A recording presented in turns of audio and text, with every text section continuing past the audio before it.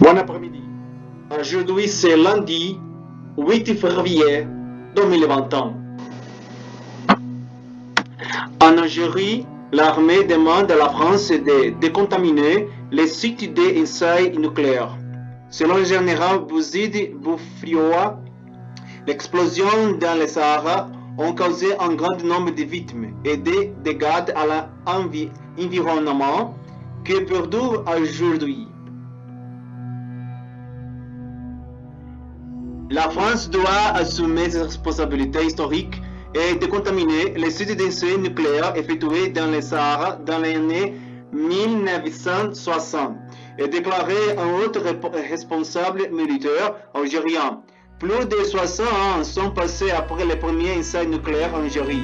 La France persiste dans son refus de livrer les cartes révélant la localisation de ses restes nucléaires, a déploré ce haut grade de contamination des forces terrestres.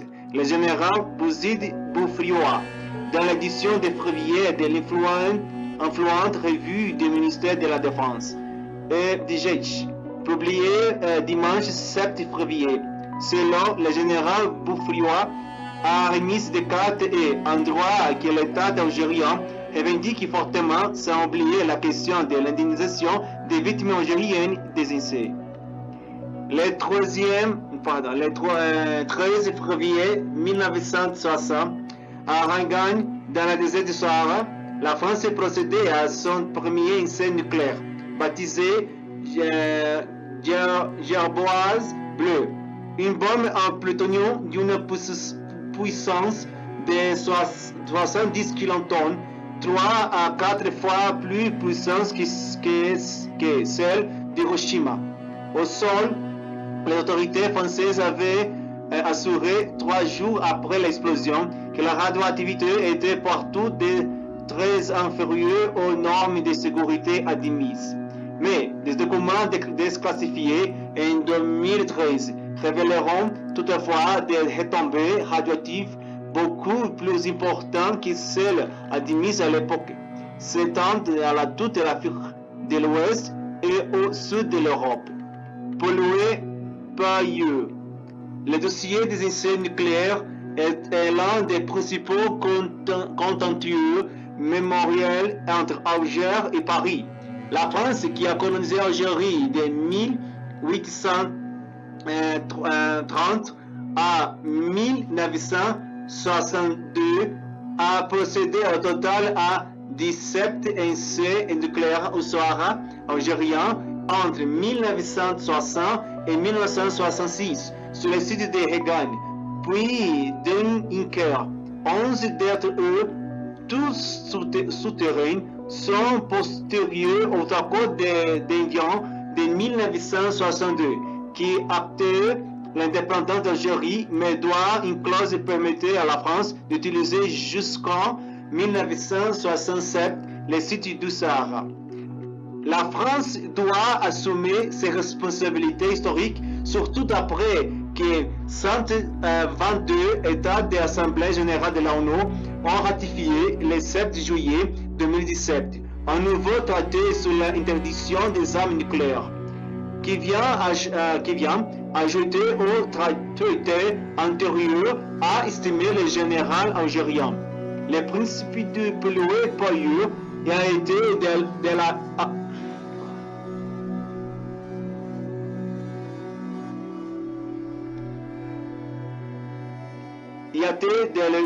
introduit a reconnu officiellement.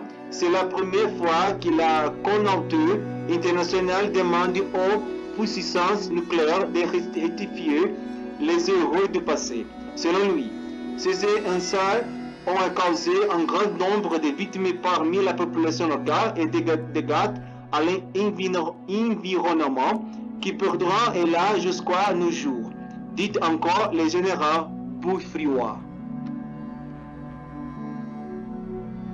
Les essais nucléaires en Algérie, nous connaissons tous ce qui s'est passé à Ergen, une région qui a souffert et qui souffre jusqu'à aujourd'hui des effets de l'irradiation. Mais en Algérie, d'autres régions ont été également touchées par ces essais néfastes.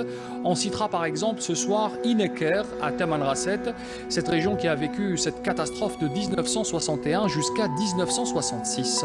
Les journalistes arabes se sont intéressés à cette question. Naïma Chekchek les a rencontrés. Reportage. Stop, danger. Nous sommes ici à Inaker, au nord du Hogar, à 100 km de Tamanrasset.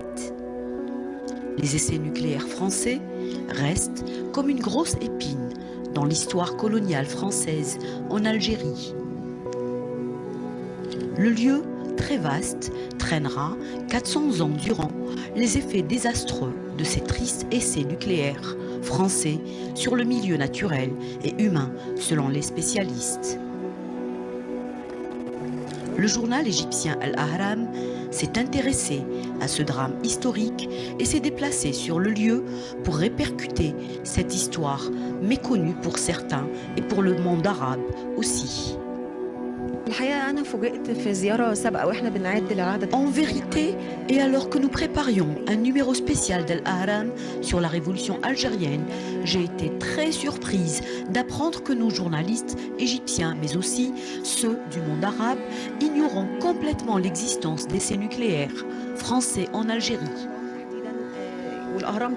Il était donc crucial pour nous de nous déplacer, voir de visu et filmer. Ceci est même un devoir professionnel, éthique et après tout nationaliste. في الميدان ونصور ونشوف شهود العيان لأن ده أولا ده واجب مهني وأخلاقي وواجب قومي. Une reproduction de cette montagne souillée d'Inaker, là au musée du Moudjahed de Tamanrasset. Après leur visite sur terrain, les journalistes viennent suivre une conférence organisée à leur intention sur ces essais nucléaires français. On a fait un recensement, disons partiel, qu'on ne peut pas donner un chiffre exact concernant le recensement des ouvriers qu'ils ont effectué des travaux souterrains à la montagne, Tawret Tenefella. Et ça a donné, enfin... Combien sont-ils? On peut dire entre les 300 ou 400. On peut dire c'est un chiffre qui est encore partiel. Les archives, tout d'abord, ont été emportées par la France. Ils les ont transférés chez eux. Et ils ont le cachet, comme on dit, ou bien la référence de top secret. Alors que ce que nous demandons, c'est un droit légitime. La France est responsable parce que notre cas, c'est un cas humanitaire qui a touché toute la région.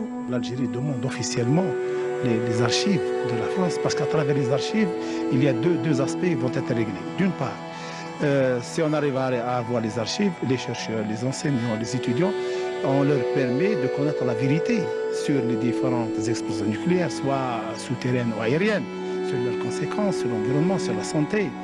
Et en même temps, elles seront utiles, ces archives, pour les victimes, pour la justice. Parce que la justice, pour rendre justice à ces gens, il faut qu'il y ait des documents qui prouvent que ces gens-là étaient dans cette région-là, ils habitaient là où ils ont travaillé avec la France durant cette période. À l'époque, un appelé français se trouvait par hasard au cœur du nuage radioactif, sans aucune protection. Pascal Justice, Larbi Benchia. 1962, Michel de Soubré, jeune appelé de 20 ans, s'envole pour l'Algérie. Nous partons de Nancy vers une destination inconnue. Il ignore tout alors des essais nucléaires français dans le Sahara. Quand on a su qu'on n'était pas dans une unité combattante, on était tous contents. On s'est dit au moins on ne va pas aller se faire tuer ou tuer des gens. Mais on était loin de savoir ce qui risquait de nous arriver, qui nous est arrivé d'ailleurs. L'accident nucléaire du 1er mai 62. L'ébranlement du sol soulève les poussières accumulées par l'érosion sans cassure de la montagne. Elles ne sont pas radioactives. Pour les actualités de l'époque, tout va bien, mais elles ne montrent pas la suite. Nous étions dans cet axe-là, à une dizaine de kilomètres. À 11 h, on a vu la montagne devenir toute blanche, derrière nous là. sans bruit, sans rien. Et là, on a vu un nuage noir sortir de derrière la colline, là. Et puis là, on s'est dit, bon, il y a quelque chose qui a raté. Et puis le vent nous l'a amené sur nous. C'est l'accident. Ce jour-là, la radio ne répond pas. Et les 9 militaires sans combinaison restent 3 heures dans le nuage radioactif. Puis, déboussolés, ils avancent vers la montagne. Invité à revenir sur le site avec des scientifiques, Michel raconte. En arrivant au point zéro, il trouve des hommes équipés de combinaisons et de masques à gaz en pleine manœuvre. Les gars en blanc, on a des gars du CEA, du commissariat d'énergie atomique, ou je sais pas quoi, prendre des prélèvements. Voilà, faire des prélèvements, prendre des mesures. Et qui nous ont crié à travers les vases, foutez le camp, vous faites des camps. Oui, c'était dangereux. Michel, lui, n'est pas malade, mais de la lave radioactive a été projetée sur la colline en face. Les Français, avant de partir, ont juste jeté du sable sur ces pierres hautement toxiques. Un geste dérisoire face au danger. Quand on remonte jusque là-haut, on voit les failles tout le long de la montagne. Il y a la possibilité aujourd'hui, c'est d'entrer d'eau dans ces fissures et de contamination. Car quand il pleut, l'eau polluée coule jusqu'au village. Depuis 50 ans, il y a urgence à décontaminer. Ça coûte cher. Donc, on doit faire appel à la communauté internationale pour que tous les essais, les sites d'essais nucléaires dans le monde entier soient gérés de la même manière, parce que ça présente un danger pour l'humanité tout entière. La radioactivité qui se trouve sur ce site ne commencera à décroître que dans 24 000 ans. Mais le plus important est à l'intérieur de la montagne, une montagne fissurée qui n'est absolument pas protégée. La France doit assumer les responsabilités des tests nucléaires au Sahara. L'Algérie doit recevoir l'aide pour la contamination des sols et des destructions pratiquement des parties de l'environnement du Sahara. J'espère en quelques jours les fins des armes nucléaires. Mais malheureusement, la France, comme d'autres pays, ont plusieurs armes atomiques. Mais l'Algérie a le droit de demander complètement la France. Et la France doit faire de tout. Je peux dire, la France peut faire pour aider l'ancienne colonie. La France a une grande responsabilité pour tests nucléaires. Et l'Algérie doit demander. Vive l'Algérie, vive la France. Les deux pays, je pense que les deux pays peuvent être amis. Mais la France doit assumer la responsabilité de la colonisation, de la guerre d'indépendance, de l'utilisation du sol algérien et toutes les choses que les Français ont faites en sol algérien. Alors, vive l'Algérie! Vive l'Algérie! Vive l'Algérie! Merci beaucoup pour regarder mes nouvelles vidéos. Partagez cette vidéo, commente,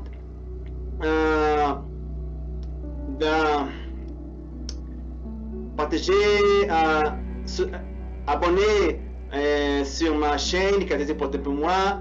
Et nous... C'est tout pour aujourd'hui. Merci beaucoup et à demain con autre nouvelle intéressante. Assalamu alaikum.